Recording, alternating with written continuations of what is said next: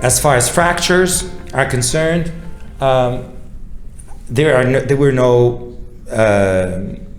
no controversies there. So hormonal therapy, whatever it is, improves fractures, both intermediate and the intermediate parameters, and the actual fracture, and death from fractures, and basically different kinds of fractures.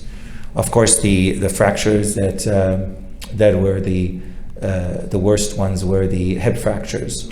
Estrogen is a potent modifier of bone metabolism. All the trials testing intervention to prevent the fractures have been conducted women with osteopenia or osteoporosis.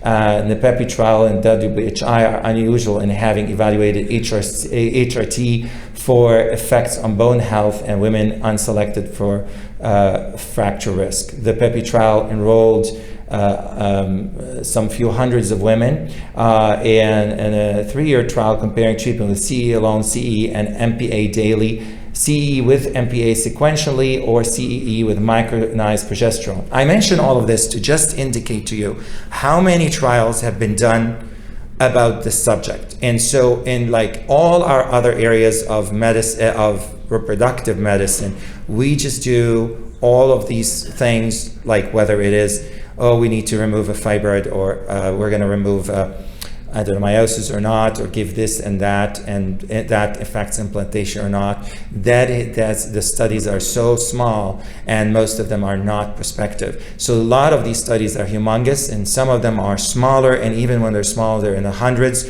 And they're definitely very different from what you would see in newer studies about bioidentical hormones.